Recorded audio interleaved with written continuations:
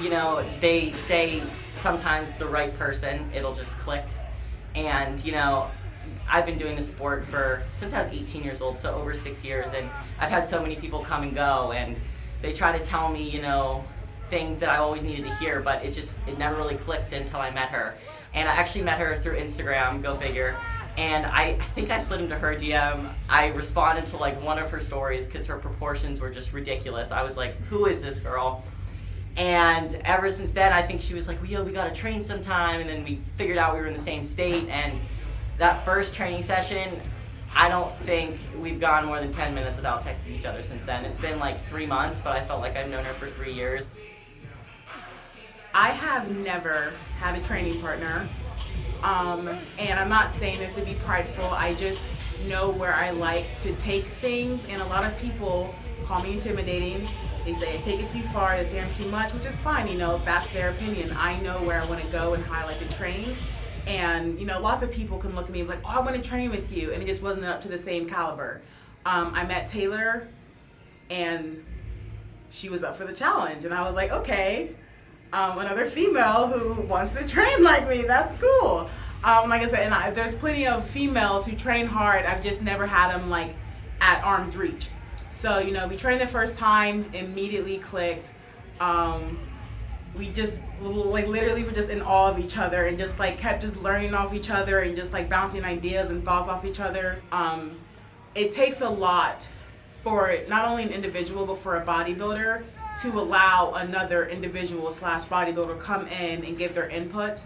You know, as bodybuilders, it's really easy to say that like we know what's best for our body, but to be able to take feedback from someone, even if it's good or bad, and be like, you know what, I never thought about that. I feel like that grows you as a bodybuilder, and that's what we've been able to do. And like I said, it's not always like, good job, love, that was great. No, like sometimes it's like, bro, you know, that form wasn't okay, or you need to do this, or you need to do that, like, and we're able to not get upset. We're like, you know, thank you for enlightening me. And I think that's a healthy part of our relationship, is like, we're honest with each other as bodybuilders, and we both kind of get in our heads a lot, and we're both like are able to be like, hey, get out of your head, you're in your head right now, like, it's okay, everything's gonna be okay. And I know for a fact myself, I needed that. Because when I get in my head, it's just me.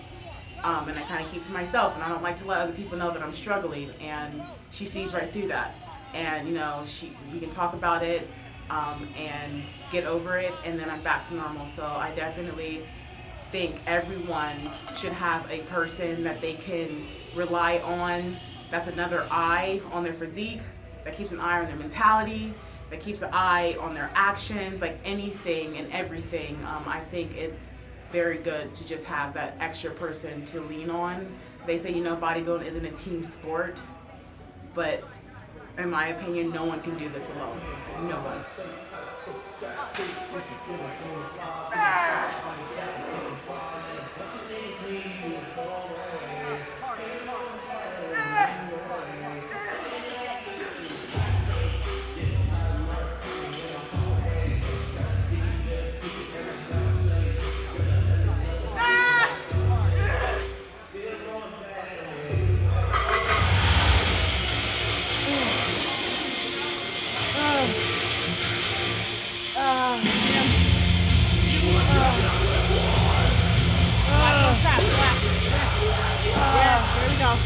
Just shoulders. Just shoulders. Just shoulders. Oh my God, 2 more.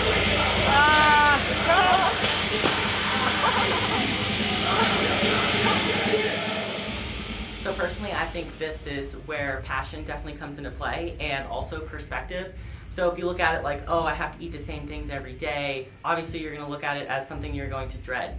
But for me, like, just the way the healthy eating makes me feel, the training makes me feel, it just takes on a whole other avenue. I honestly have always looked forward to it, and that's definitely the most common question I get asked, especially with people who aren't really into bodybuilding. They ask that. They're like, how do you do the same thing every day? And to me, it's not, because every day that I wake up, I'm trying to get better. I'm trying to make each little thing I do better than yesterday. And just seeing the results that it has given me over the years, the sacrifices that I've made, I can honestly say that I get more addicted to it every day that goes by. And I don't really ever dread anything because I see what it's done for me, you know? And there's always ways you can change things up. There's always ways you can get better. But for me, like, I'm blessed to be able to do this, to be able to eat 6 times a day, to go to the gym, to train. I've met so many people, so many friends, so many connections, and it's built me into the person I am today. So yeah, I've never, my best advice would be, you know, don't look at it as something to dread. Change your perspective. You should be, you know, to be able to eat healthy is something that everybody should be doing. So, and the strength that it's going to give you in return, you know, the mindset, the character that it's going to build along the way, it'll never be something that you dread. You just have to look at it in a way that is a tool instead of, you know, oh, it's just chicken and rice. Like, no, that is what it takes to make it to the next level.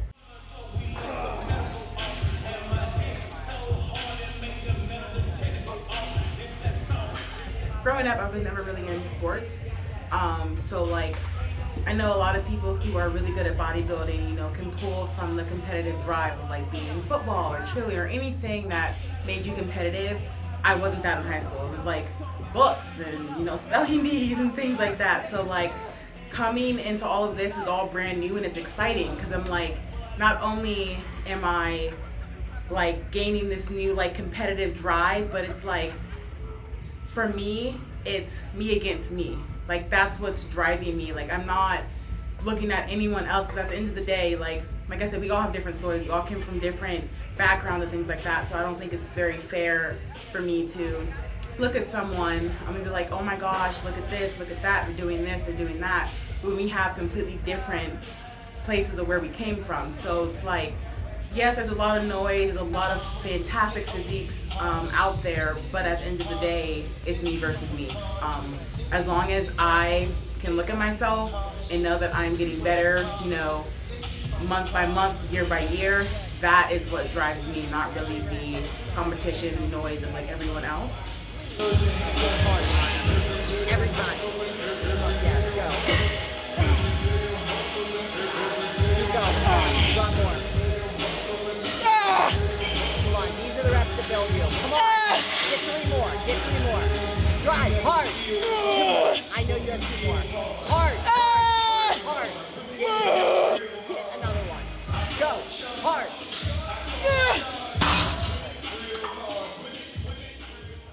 I know a lot of outside people, you know, they look at bodybuilders and they see our physiques, and they, you know, go like, wow, like I wish I could look like that. But I don't think people really understand, you know, the mental side that goes in this.